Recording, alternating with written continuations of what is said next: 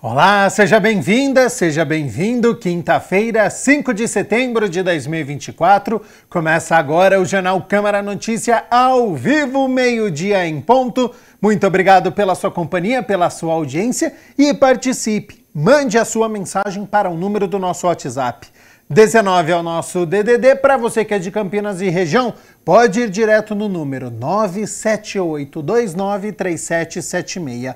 Ou você tem a opção de enviar uma mensagem para o nosso QR Code. Está com o seu celular aí perto? Pegue o celular, abra a câmera como se fosse tirar uma foto e você vai apontar a câmera do seu celular para o QR Code, porque aí já vai aparecer uma mensagem na sua tela, o WhatsApp da TV Câmara Campinas. Você aperta e pode enviar o seu elogio, uma crítica construtiva, o que você quer assistir aqui no nosso telejornal, que a gente conversa ao vivo.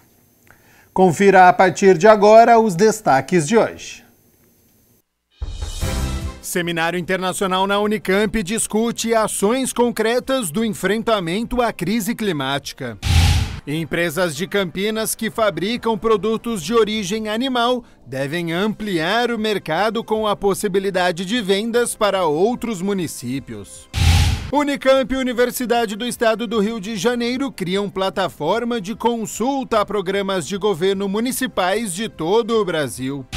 E especialista em fisiologia do exercício explica por que é tão difícil emagrecer.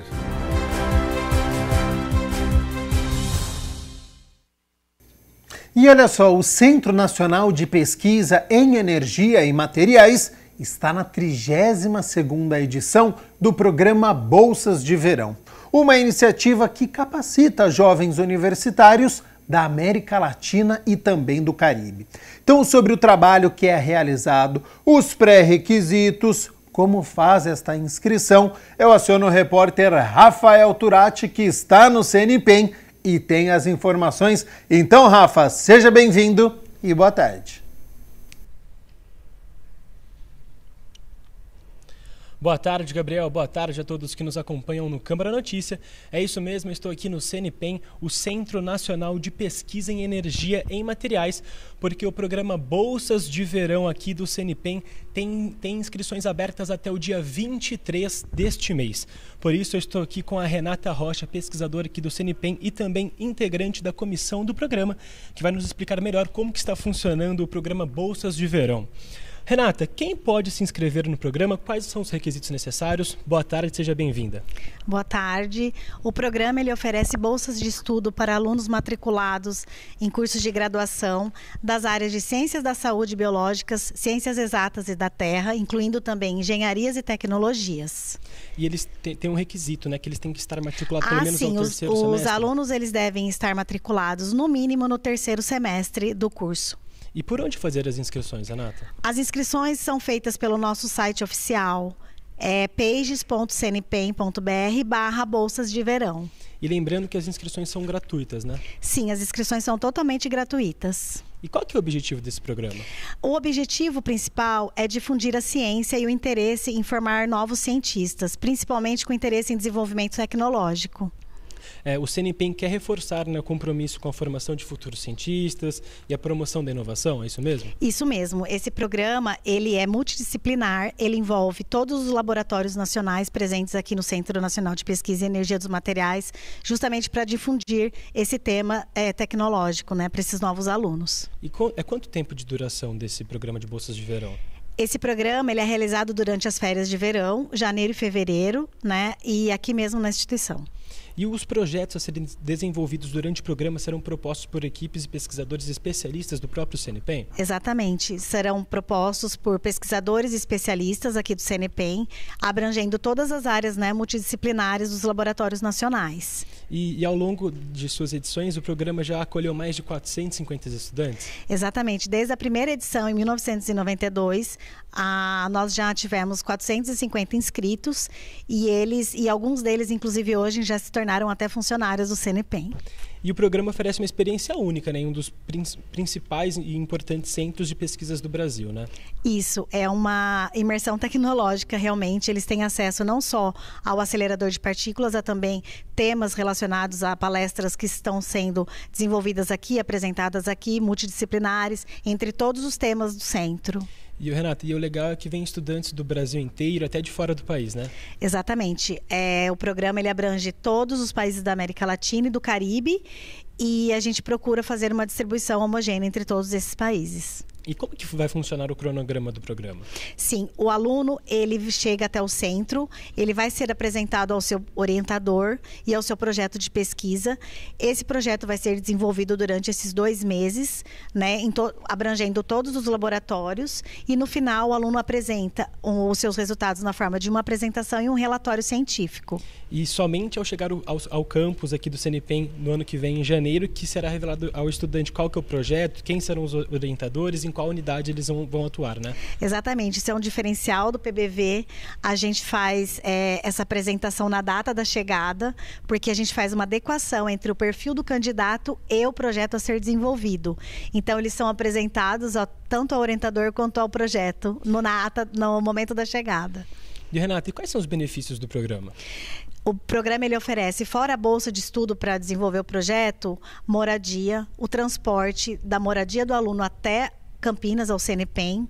O programa também oferece refeições, auxílio saúde, assistência pedagógica e psicológica, assistência à saúde. E também uma ajuda de custo semanal, que é para custear alguns gastos pessoais e também alguns transportes aqui na cidade de Campinas. É uma grande oportunidade para esses universitários e para esses estudantes, né, Renata? Sim, é uma grande alegria recebê-los e poder propiciar para eles um ambiente tão rico, né, em ciência e tecnologia, e quem sabe, assim, formar novos cientistas para o nosso país. É isso então, Renata. Muito obrigado. Tenha uma boa tarde. Obrigada.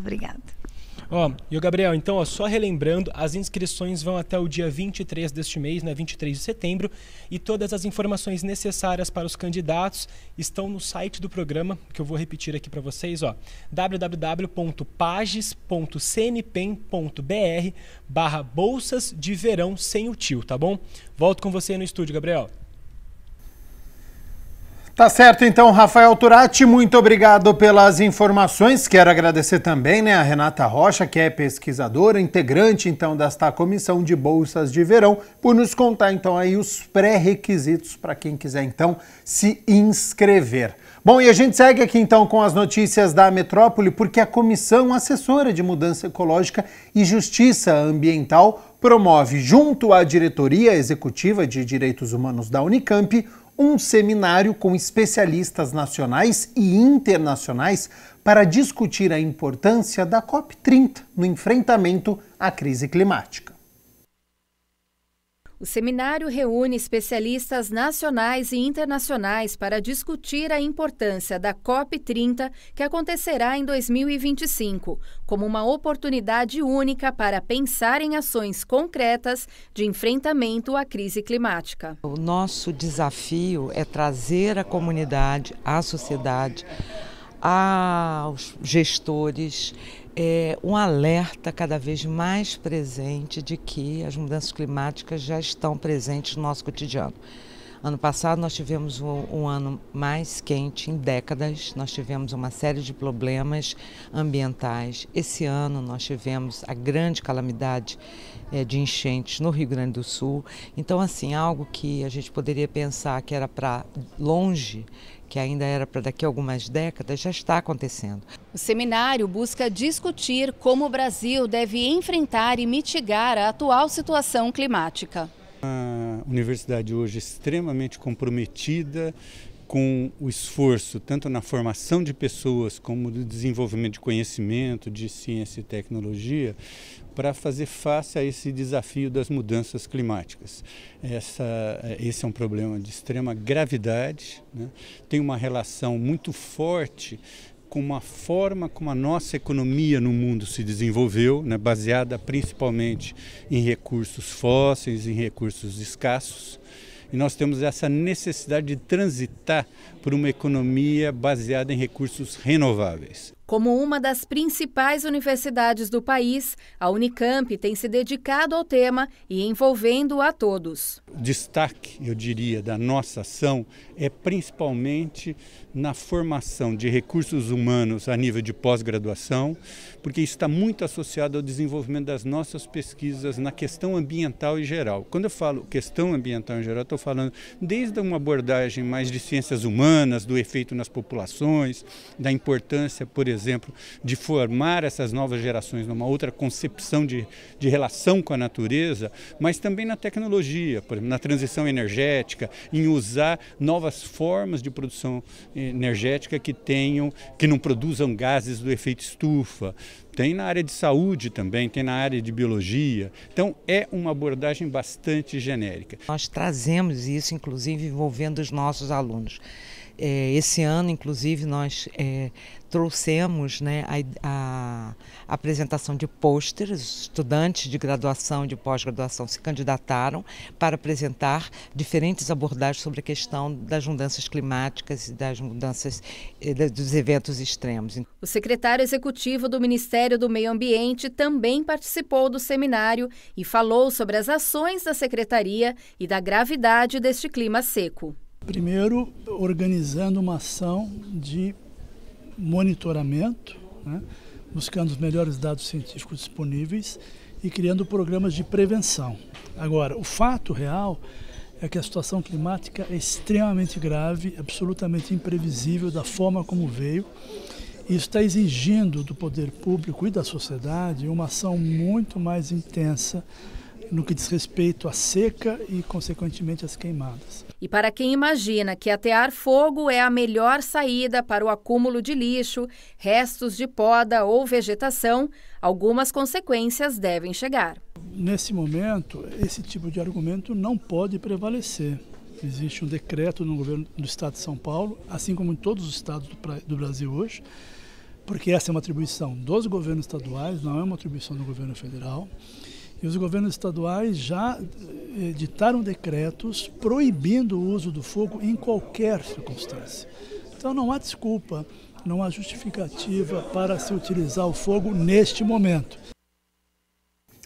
12:00 mais 12 minutos. Muito obrigado pela sua companhia, pela sua audiência. Estamos ao vivo nesta quinta-feira. E olha só, este mês de setembro, celebrado como o mês Carlos Gomes, terá uma caminhada gratuita, histórica, com a temática em homenagem ao compositor campineiro, marcada para os dias 8, 14 e 22, sempre às 9:30 da manhã, com o acompanhamento do guia turístico, o Rafael Constâncio. O roteiro vai passar por pontos importantes da história do maestro Carlos Gomes na região central de Campinas. São 40 vagas por dia e, para participar, é preciso fazer uma inscrição pelo site campinas.sp.gov.br/sites/turismo/tours. O site está aqui embaixo da sua tela. Lembrando que a saída e a chegada de volta acontece no Centro de Convivência Cultural. E olha só, hoje às 6 horas da tarde acontece o 10º Fórum das Virtudes da Embaixadores da Prevenção, sobre a importância e como essa temática das virtudes pode transformar o mundo. Confira este recado. A você que também quer fazer um mundo melhor, eu tenho um convite especial em nome da Embaixadores da Prevenção. Hoje, dia 5 de setembro, a partir das 18 horas, no nosso canal do YouTube, vamos fazer o nosso 10º Fórum das Virtudes. Vamos começar contando sobre o que a gente fez pela nossa sociedade em 2024, na sequência, uma palestra com Carlos Henrique Silvestre sobre as virtudes, depois com o Dr. Eduardo Oliveira sobre virtudes e filosofia, e para encerrar o fórum, de uma forma muito especial, uma convidada especial, a filósofa e escritora Lúcia Helena Galvão. Vai ser uma alegria estar com vocês nesse momento muito importante para a nossa sociedade, sobre reflexões de como nós, cada um de nós, podemos fazer realmente um mundo melhor. Portaria do Ministério da Agricultura e Pecuária integra o Serviço de Inspeção Municipal de Produtos de Origem Animal à Rede Nacional e libera vendas por empresas para outras cidades. Acompanhe. Empresas de Campinas que fabricam produtos de origem animal devem ampliar o mercado com a possibilidade de vendas para outros municípios. O SIM, o Serviço de Inspeção Municipal, o objetivo dele é registrar os estabelecimentos que manipulam, fracionam produtos de origem animal, seja carnes, pescados, ovos e mel.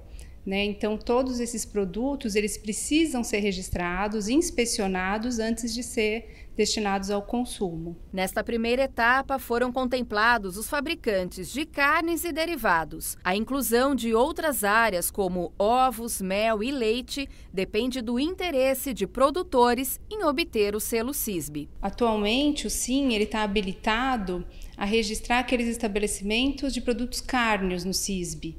Conforme tiver uma demanda dos estabelecimentos que manipulam pescados, leite, outros produtos, nós vamos trabalhar para poder aderir, aumentar o nosso escopo, para poder aderir a esses outros estabelecimentos. Então, conforme a demanda dos estabelecimentos já registrados, nós vamos aumentar a nossa possibilidade de adesão. A primeira empresa a ser beneficiada com essa integração é do segmento de produtos cárneos. Ela foi também a primeira a ser registrada junto ao SIM de Campinas. Para quem busca trabalhar da forma correta, dentro das normas, atendendo todas as vigências, as legislações, a qualidade sanitária é muito importante. Haver esse busco, como houve a gente querer estar certificado, querer estar documentado, legislado, é muito importante. Ganha tanto a empresa quanto o comércio local, quanto os clientes, quanto as pessoas que buscam esse tipo de produto de qualidade, Os produtos são todos registrados, eles passam por um processo de aprovação pelos órgãos competentes. Nós elaboramos toda a parte de tabela nutricional, temos toda a preocupação com a rotulagem e na forma da questão dos alérgicos, que é muito importante. E hoje em dia a gente sempre orienta, os produtos de origem animal todos devem passar por inspeção. Então, todos devem possuir selos, assim como nós agora adquirimos o CISB, uma conquista aí para a empresa, e para o município de Campinas também. É muito importante que as pessoas consumam produtos inspecionados. Com essa integração e a ampliação das possibilidades de vendas, todos ganham. Todos ganham. A cidade principalmente ganha, a população, sendo da cidade ou de fora da cidade, ganha, porque assim, ela passa a ter certeza que ela está comprando um produto de altíssima qualidade, que passou por uma inspeção, que vem de fontes seguras também inspecionadas, porque não basta só a gente fazer o nosso trabalho aqui e comprar uma matéria-prima ruim, uma matéria-prima sem certificação, sem qualidade. Então, assim, passa todo mundo a ganhar.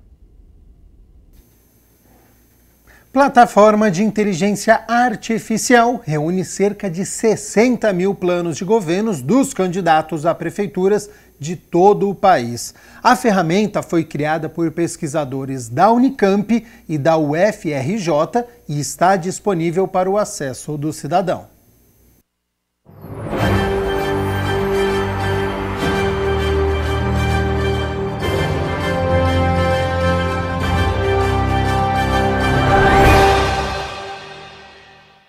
Em uma iniciativa pioneira, pesquisadores da Unicamp, Universidade Estadual de Campinas, em parceria com pesquisadores da Universidade do Estado do Rio de Janeiro, criaram uma ferramenta que permite aos eleitores acessarem informações essenciais para a decisão do voto.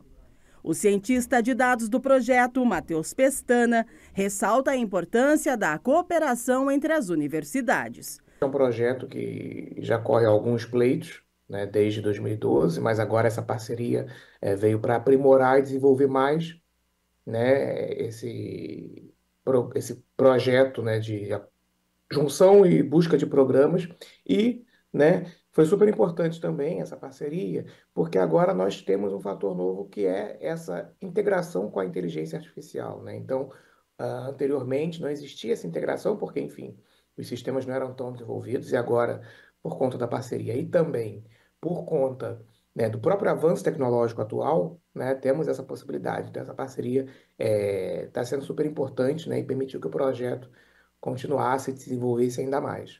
A plataforma conta com um acervo digital interativo com aproximadamente 60 mil programas de governo de candidatos a prefeitos de todo o Brasil. É trazer informação de um jeito fácil, rápido e acessível, gratuito para o eleitor, né? A gente reuniu esses documentos que já estão no TSE e criou umas ferramentas para tornar esse acesso mais fácil. A pesquisadora enfatiza a relevância da ferramenta para a escolha do representante. E ao colocar tudo no mesmo lugar, no mesmo site, ao desenvolver essas ferramentas que facilitam ainda mais, né? O eleitor ele não precisa ler um programa inteiro, que às vezes é muito longo, né? E a gente sabe que está todo mundo na correria. Então, ele pode ir lá buscar temas que mais interessam, né? Na cidade, enfim. Então, acho que isso é muito importante também para trazer informação para o processo eleitoral. Batizado de Vota Aí, o site inclui programas das eleições de 2012 a 2024, integrando a inteligência artificial no sistema de buscas. Nós temos um grande volume de dados, são mais de 14, quase 15 mil programas, né, em todo o país. E como é um volume muito grande de dados, né, é humanamente impossível uma análise muito profunda sobre cada um deles, né? E o nosso objetivo é uma análise profunda, né? Como é humanamente impossível, não é para a máquina impossível. Então a inteligência artificial surge aí como um fator que permite uma análise desse grande volume de forma bem acurada, bem precisa. A plataforma pode ser acessada através do site votai.cesop.unicamp.br.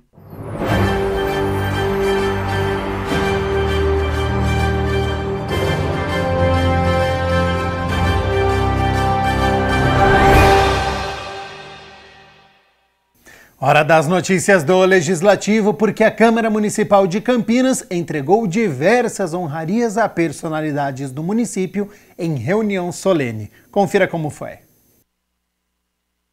Na última semana, a Câmara homenageou diversas personalidades que se destacaram em suas áreas de atuação na cidade de Campinas, na reunião solene de número 84 da Casa Legislativa. Na solenidade, o pastor Ezequiel Fernando Soligo recebeu o diploma de mérito digno de honra. Os professores Eli Maciel de Lima, Paulo Roberto dos Santos, Roberto Borges Quer e a professora Oneide de Souza Moraes receberam o diploma de mérito educacional Professor Darcy Ribeiro. Na cerimônia, Rodrigo Leonel e Fernanda Rossi, proprietários do Closet da Dondoca, receberam o diploma Empresa Cidadã. A nossa loja ela nasceu no desejo de cuidar da autoestima das mulheres, oferecendo um espaço onde cada cliente se sinta valorizada e especial. E agradeço de coração as nossas clientes, deve ter algumas aqui, a minha equipe, que está aqui também, a minha família e amigos pelo apoio constante. João Paulo Dutra, José Nanini Neto e Ayrton de Souza Florido foram homenageados com o diploma de mérito Dr. José Emanuel Teixeira de Camargo. Ainda na reunião, Heleno Aparecido Faco Júnior foi homenageado com um título de cidadão emérito. E, por último, a advogada Yoshi Lucilena Cuninari recebeu o diploma de mérito Mulher Virtuosa Elizabeth Lins Renault Cordeiro. Estou profundamente emocionada e grata por receber esse título de Mulher Virtuosa. Agradeço sinceramente à Câmara Municipal por esse reconhecimento que me toca profundamente. Ser chamada de Mulher Virtuosa é um verdadeiro privilégio. Ser uma mulher virtuosa é mais do que realizar boas ações. É ter coração comprometido com a justiça, a bondade e o bem-estar dos outros. É lutar com paixão por aquilo que acreditamos e fazer a diferença na vida das pessoas e dos animais ao nosso redor.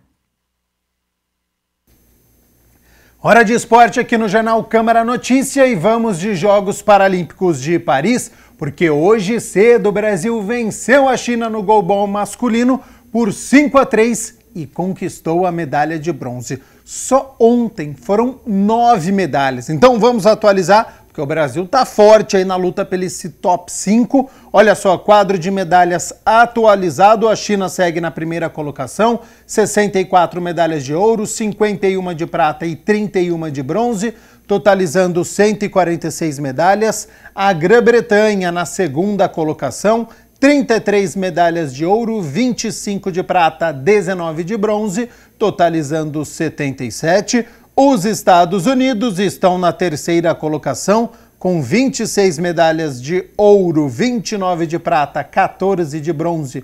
No total tem 69. E o Brasil, neste momento, na sétima colocação, com 15 medalhas de ouro, 15 medalhas de prata e 29 de bronze. No total são 59. Reta final, então, dos Jogos Paralímpicos de Paris encerra neste domingo. O Brasil com muitas possibilidades ainda de medalhas nesta tarde, também no dia de amanhã, e certamente aqui no Jornal Câmara Notícia nós vamos te deixando bem informado como está o desempenho dos nossos atletas.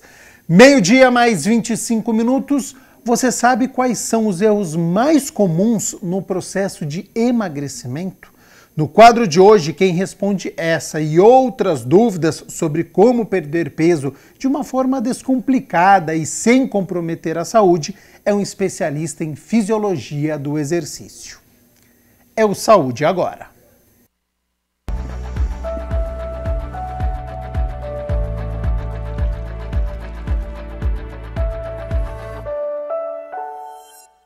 Olá pessoal, mais um Saúde Agora começando aqui na programação da TV Câmara Campinas.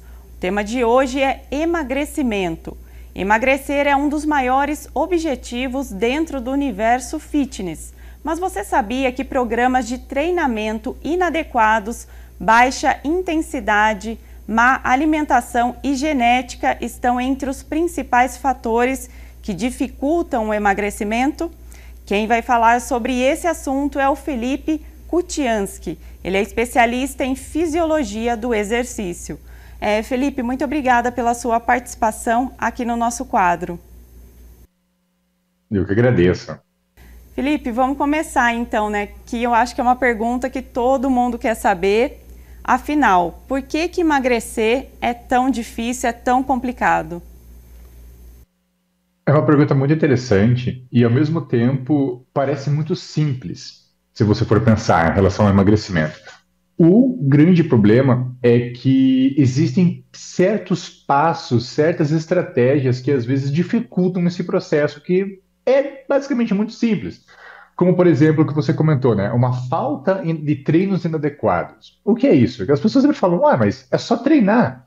Então, não é bem assim. Às vezes a gente segue estratégias um pouco antiquadas ou estratégias que para o nosso organismo não funcionam tão bem, certo? A gente não tem uma receita do bolo, vamos dizer assim, pronta. Cada pessoa responde de uma maneira diferente às diversas formas do estímulo do exercício físico.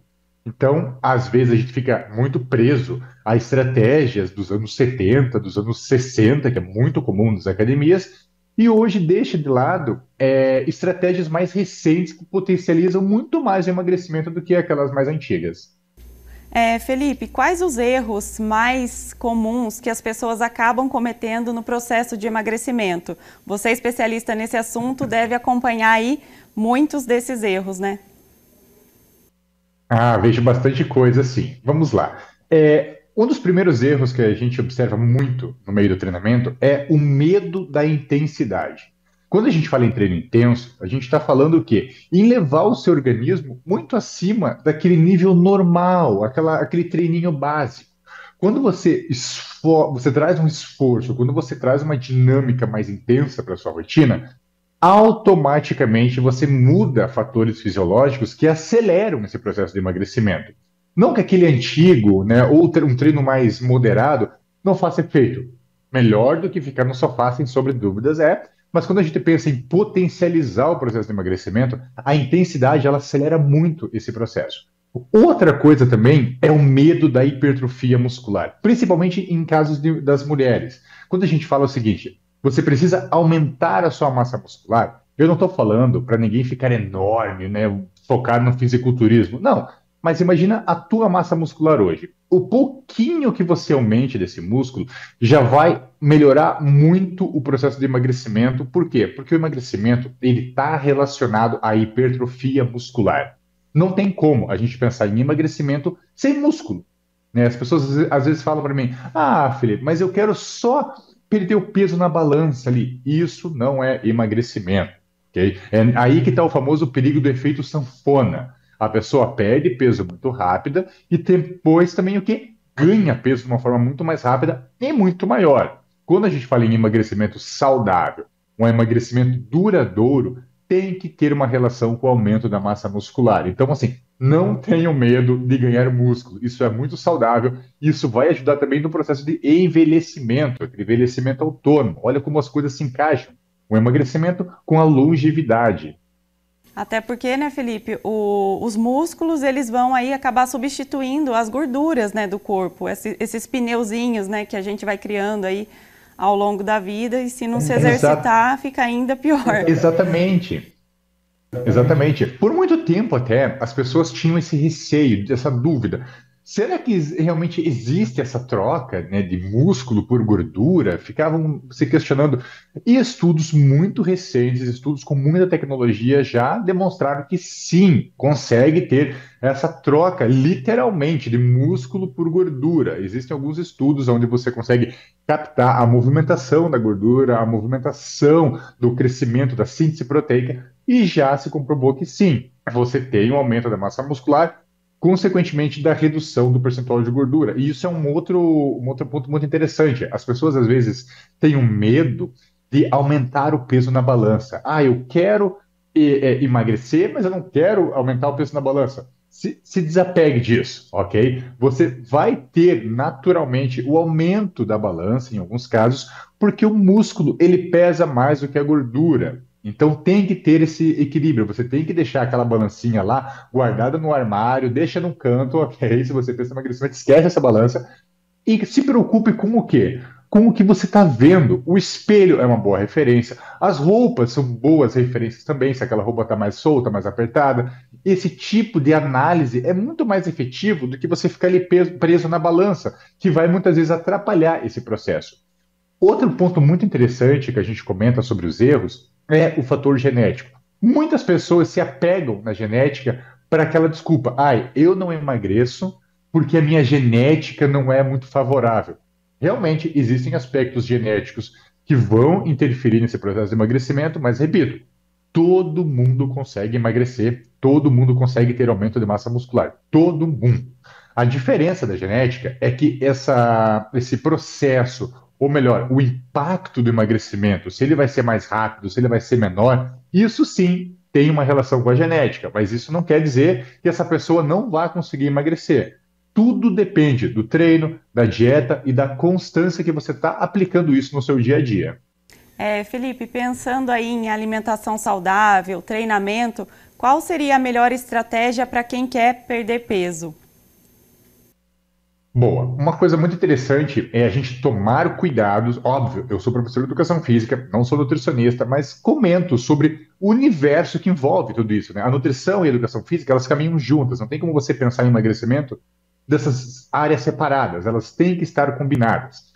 E o que acontece é que muitas vezes as pessoas olham as mídias sociais e querem seguir planos malucos, principalmente dietas absurdamente restritivas, que num curto período de tempo vai perder peso na balança, mas isso vai causar um efeito sanfona muito significativo, muito perigoso. Por isso que hoje o melhor cenário para você ter um emagrecimento saudável é seguir uma rotina de treinamento diária, ok? Não estamos falando aí, não vou nem colocar aspectos de 3 vezes na semana. Não. Se você puder treinar todos os dias, esse é o melhor cenário, sem sombra de dúvidas, ok?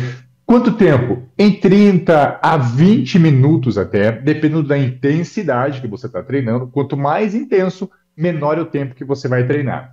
E, obviamente, você tem que estar vinculado a uma alimentação compatível com o emagrecimento.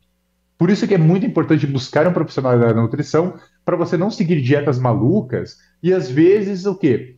Entrar num processo de ganho de peso sem perceber, porque isso acontece muitas vezes. Um ponto muito interessante, as pessoas começam a treinar, começam a fazer dietas restritivas, então literalmente elas diminuem o consumo, aí a gente ativa um negócio chamado termogênese adaptativa. O teu organismo ele é mais inteligente do que você, ele vai se adaptar porque você está gastando mais e com uma dieta muito restritiva, E muitas vezes as pessoas acontecem esse cenário, que é elas engordam comendo menos. Isso é muito comum de acontecer, porque daí desencadeia o processo do efeito sanfona. Por isso que é muito importante ter esse acompanhamento profissional para você conseguir equilibrar um treinamento adequado com uma dieta compatível com esse estímulo. É aí que está o grande resultado do emagrecimento. E óbvio, a constância.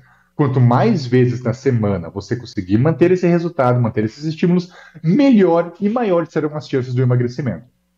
Você comentou sobre treinar, fazer treinos, né, todos os dias.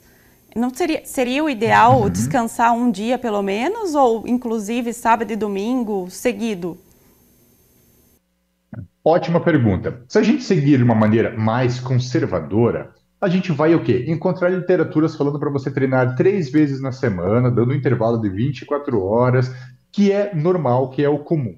Agora, literaturas mais atualizadas dizem que se você treinar todos os dias com uma intensidade alta, só que num volume menor, você também acelera esses ganhos, tanto da hipertrofia quanto do emagrecimento. E em relação ao repouso, antigamente a gente comentava muito entre se você treinou forte ontem, hoje você para, fica descansando e se recupera. Então, na verdade, também descobriu, através de estudos recentes, que quanto mais estímulo você dá, então, ontem eu treinei pesado, hoje eu vou fazer um treino mais leve, o famoso treino regenerativo.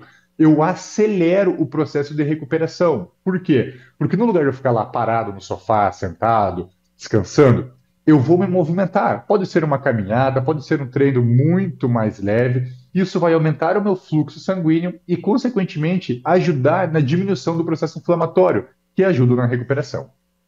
Felipe, eu queria que você falasse um pouquinho para quem está em casa acompanhando o que é esse treino de alta intensidade e dar uns exemplos também, né, para o pessoal entender como que ele é feito, se tem algum exercício físico específico.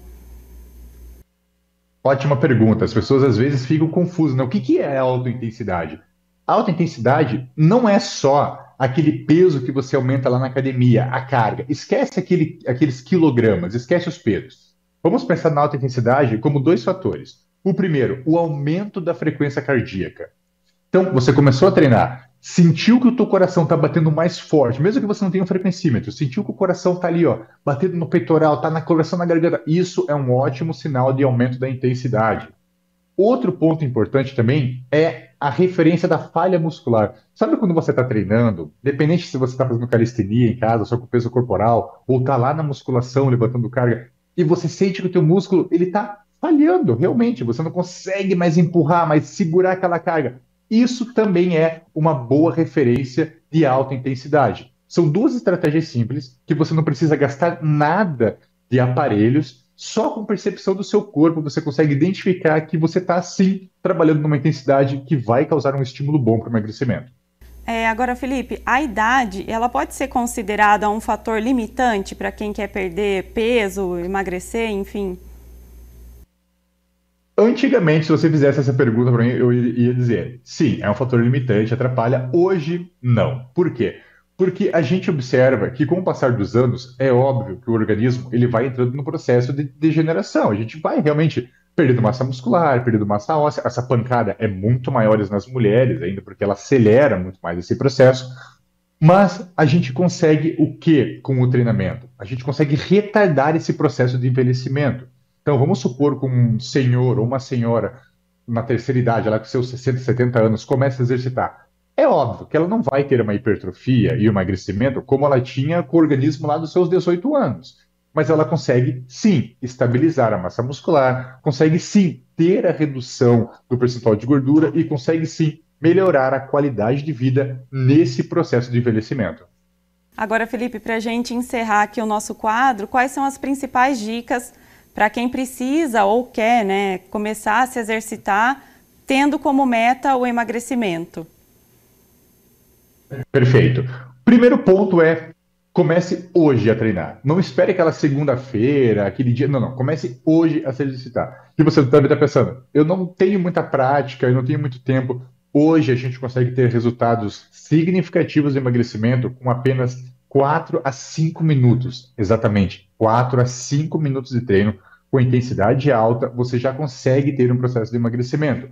Então, começou a treinar, é o primeiro passo. Segundo passo é você o quê? Achar uma dieta compatível com esse processo. Busque um profissional da área da nutrição, enquadre alimentos saudáveis, alimentos naturais, e você já começa a ter mudanças significativas entre a 4ª e a 5ª semana já. Isso é muito importante salientar. Por quê? Porque antes disso, antes de 4 a 5 semanas, o teu corpo, ele não sabe ainda o que você está fazendo. Ele identificou que você começou a ter mais gasto energético, ele identificou que você melhorou a sua alimentação, mas ele não sabe ainda o que fazer com isso. Depois desse período, ele começa realmente a entender que o estímulo muscular através do exercício físico é constante, que essa alimentação está suprindo nutrientes adequados de uma forma também constante, e aí sim ele começa a ter alterações sólidas no teu organismo. Então, o mais importante de tudo isso, no resumo, é a constância do treino e da alimentação saudável. Não precisa fazer grandes mudanças no início. Se você não tem disponibilidade de uma academia, comece em casa, fazendo um agachamento, fazendo uma flexão de braço, fazendo exercícios abdominais, 5, 10, 15 minutos, e vai semanalmente aumentando esse tempo. Se você não consegue hoje buscar uma orientação nutricional, começa simplesmente a cozinhar. Evite industrializados, evite açúcar, evite álcool e comece a trazer alimentos naturais para a sua rotina, que isso já vai dar um efeito absurdamente positivo na sua rotina. Felipe, muito obrigada pela sua participação.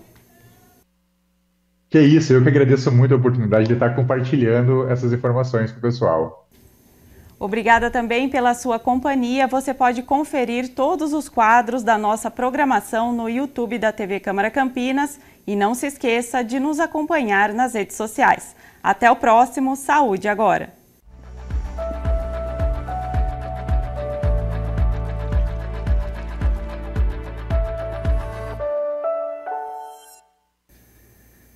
Meio-dia mais 42 minutos, muito obrigado pela sua companhia, pela sua audiência. Estamos ao vivo aqui no Jornal Câmara Notícia nesta quinta-feira. E você que está nos acompanhando, já pensou em ter um coelho de estimação? Se você acha que eles são animais fofinhos e também um pouco selvagem, saiba que eles são de fácil adestramento.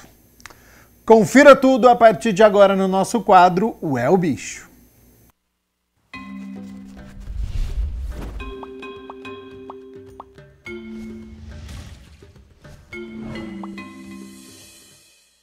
O É o Bicho de hoje vai falar sobre um animal extremamente limpo e de personalidade única e bem peludo. Se você tá achando que é o gato, se enganou, é sobre o coelho. Os coelhos têm se tornado cada vez mais presentes no dia a dia das famílias. E para que tenham um devido tratamento, é muito importante conhecer melhor o padrão comportamental. No início de tudo, eles eram utilizados para consumo da carne, né?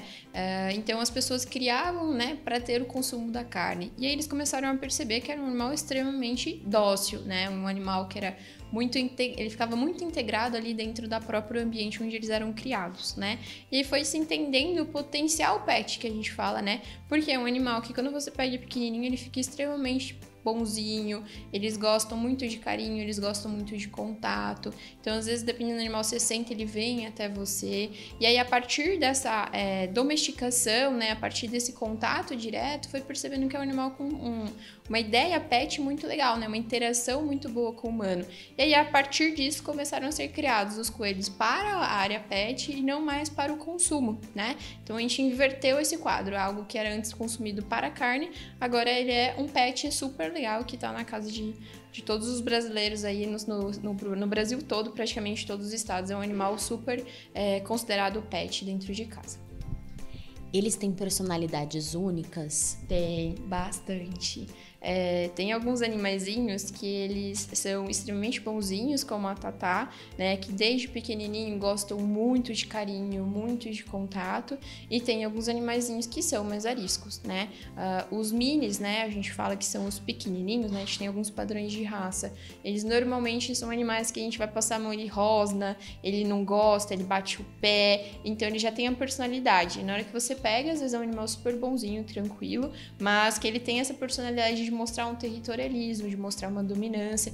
Então, sim, é muito individual, é até algo recorrente que a gente pega aqui, os tutores falarem: Ah, são irmãos, peguei os dois juntos. Um é uma personalidade, o outro é o oposto. E é realmente dessa forma. Uns são mais carinhosos, outros são mais arredios, mais quietinhos, outros são mais explosivos. Existem aproximadamente 70 raças de coelhos e mais de 150 variações no mundo. Dentro de toda essa diversidade, tem os mini coelhos, que são separados em 2 grupos. Um de pelos mais compridos e o outro de pelos mais curtos. E detalhe, um pode ser mais calminho e o outro ter o temperamento mais difícil. Eu acho que hoje as pessoas querem muito ter em casa porque é um animal pequeno mesmo. Então, quando o animal é pequeno, em teoria ele precisa de um espaço menor também, então se adapta muito bem a, por exemplo, um apartamento, tá? O cocôzinho vai ser menorzinho, a quantidade de xixi vai ser menor, então tudo é menor, né? E o mini, ele é um animal, por ser pequenininho, ele quando fica adulto dá a impressão ainda de ser muito filhote, né? Então isso também é uma vertente, né, do tutor, que ele gosta do bichinho que parece ter cara de filhote para sempre, né? Mas na verdade os minis, normalmente eles têm temperamentos mais diferenciados, eles são os mais bravinhos, né? E normalmente eles são muito mais territorialistas do que os coelhos maiores, tá? Então assim, a gente fala que coelho é igual cachorro, eu tenho coelho de raça e eu tenho coelho vira-lata, tá? Então é a mesma ideia. Então o comportamento dos minis normalmente um pouquinho mais agressivo, mas lógico, extremamente individual. Tem pacientes que a gente recebe aqui que você faz tudo com ele nem liga, né? Então, mas é um animal que ele não emite ruído, né? Que você perguntou também. Então, um coelho é para ele ficar assim o tempo todo, sem emissão de ruído nenhum vocal, né? Nem nada do tipo, tá? Ele é um animal que ele faz barulhinho com os narizes, então fica fazendo um fungadinho de nariz às vezes. E é um animal que quando ele tá desconfortável, ele quer mostrar dominância em um ambiente, eles batem as patas, né? Então, eles vão no cantinho e bate a pata, vão no cantinho e bate a pata. Só para mostrar ali que ele tem um territorialismo naquele ambiente. Tá? Carismáticos, bastante inteligentes, os coelhos são fáceis de serem adestrados, podendo reconhecer o próprio nome e criar um grande laço afetivo com seus tutores. Eles são animais que eles têm, a gente até tem na internet, se você dá uma olhada, existe aquelas competições tipo de agility de cachorro, existe de coelho, tá? Então eles são animais que têm um potencial de adestramento e entendimento muito grande, né? Então é um animalzinho que você consegue fazer com que ele aprenda truques, com que ele aprenda a pular ou descer de algum lugar. É um animalzinho que o nome em si eles aprendem, mas é um pouquinho mais difícil, normalmente é um comando de voz, né? Então a Tatá, por exemplo, a gente faz e ela vem, né? Então são coisinhas que eles vão aprendendo, mas sim, eles têm um potencial muito grande de aprendizado e de manutenção, assim, no ambiente. Um animal completamente solto não é o que a gente indica. Por quê? Eles são animais que roem tudo, né? Eles não são roedores, eles são lagomorfos, tá? É outra classe, mas eles têm os dentinhos ali com crescimento contínuo. Então, é um animal que vai roer tudo. Tem muitas raridades de alguns pacientes nossos que o tutor deixa solto e não rói nada da casa, tá? Mas é algo que a gente tem que se atentar. Por quê? Vai roer não é só o bem material, como carregador de celular, fio de TV e tudo mais, mas é chance de choque, é chance de ingestão de corpo estranho, tá? Então isso também pode acontecer. Então é um animal que a gente tem que deixar solto em um ambiente controlado, tá? Ah, eu quero deixar completamente solto, então o ambiente tem que ser todo adaptado para esse animal. Ah, não consigo. Então o que a gente às vezes tem é tutor que tem um quarto do animalzinho, né, que é um quarto adaptado para ele, cercados, né, a gente tem um espaço grande, aí o animal sai do cercadinho sob supervisão, dá uma corridinha na casa e volta pro cercadinho, tá? Tudo depende do tamanho do animal, da sua rotina, do gasto energético que ele precisa também. No caso, o cercadinho é uma opção saudável? Eles precisam se exercitar? Sim, o cercadinho é o mais saudável possível para um coelho, tá? Se for pensar em um ambiente controlado. Lógico, se tiver um quarto disponível, melhor ainda, porque o espaço é maior, tá? Mas sim, o que a gente não indica são gaiolas, né? Então, por quê? As gaiolas, elas são normalmente pequenas, né? E elas não têm uma boa adaptação na parte onde o animal pisa também, tá? Então, o cercadinho, qual o tamanho do cercadinho ideal? O maior que você tiver. Ah, consigo fazer um cercadinho daqui até lá. perfeito. Eu consigo fazer um cercadinho de 1,5 m por 2, né? Ok, também. Mas saber que o animal ele não vai poder ficar 100% do tempo ali dentro. Ele precisa sair, ele precisa se exercitar um pouco mais, até porque o exercício físico é importante para o coelho, porque ele é um animalzinho que tem muito intestino, mas muito intestino, tá? Então, é tanto que o maior problema do coelho sempre é a parte gastrointestinal, tá? Tudo leva a alterações gastrointestinais. Então, é um animalzinho que precisa fazer muito movimento, para ele ter muito movimento gastrointestinal, muitos cocôzinhos saírem, né? Então, um animal que às vezes não tem um espaço adequado, ele não consegue ter uma boa digestibilidade também da alimentação. A melhor hora do dia, com certeza, é a da alimentação, mas a principal pergunta é: qual a dieta ideal para esse orelhudo? O que é mais adequado para um coelho é feno, tá? Que é o feno seco que a gente vende, né? Que você compra em qualquer local, então ele é um mato seco, tá? Porque a fibra é muito importante para um animal que tem muito intestino, tá? Então, folhas também, de modo geral, verde escuras, tá? Então, rúcula, almeirão, chicória, pode ser fornecido de forma constante, tá bem? A gente tem uma ração própria para coelhos também, que gera um auxílio nesse equilíbrio alimentar, né? Do ganho de energia. E, basicamente, é só isso. E água, tá? A gente pode fornecer, mas não é uma necessidade, pensando numa boa manutenção de um animal, frutas e legumes, tá? Eu dou um pedacinho de banana a cada 7 dias, a cada 15 dias, sendo um pedaço pequeno não tem problema, até porque tanto a fruta quanto o legume, eles têm muita frutose, e a frutose, ela gera uma inflamação, né, porque ela fermenta muito ali no trato gastrointestinal, e às vezes um animalzinho ele pode ter até um quadro de diarreia por conta da alimentação.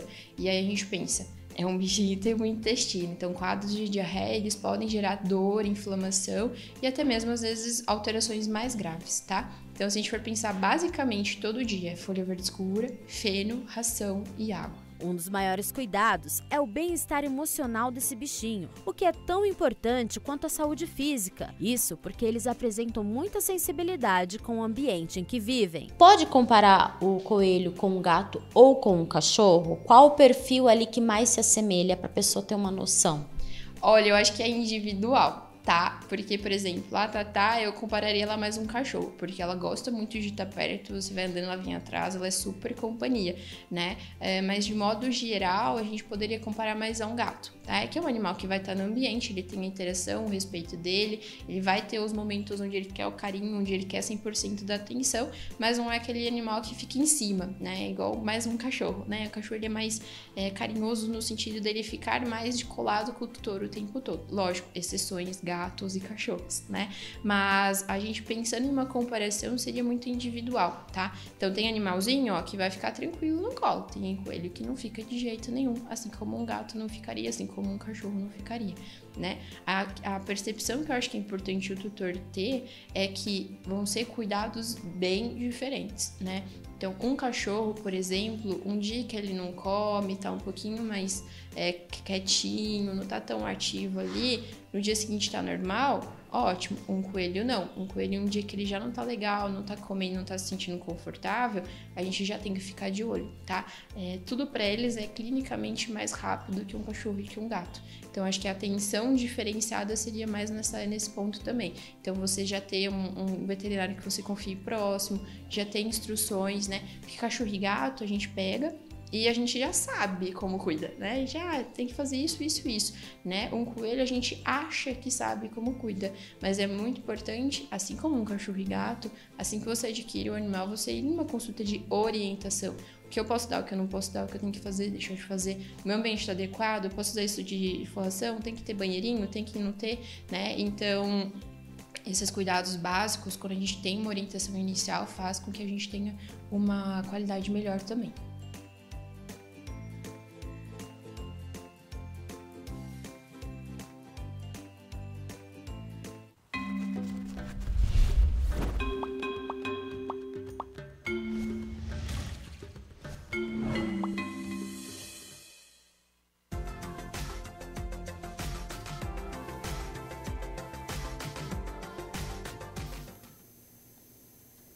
Quinta-feira ensolarada em Campinas por conta da massa de ar quente e seco. Hoje à tarde e também amanhã, uma frente fria chega no litoral do estado. Traz um pouco só de impacto aqui para a região, deve apenas diminuir o calorão. Sexta-feira, então, de sol entre nuvens, mas sem chuva aqui para a cidade. Vamos às temperaturas, então, porque elas já estão aqui na minha tela. Para amanhã, então, mínima de 17 graus e a máxima não passa dos 30 aqui na cidade de Campinas. O Jornal Câmara Notícia fica por aqui. Muito obrigado pela sua companhia, pela sua audiência. Continue na nossa programação e o Jornal Câmara Notícia retorna amanhã, à sexta-feira, meio-dia ao vivo. Até lá. Tchau, tchau.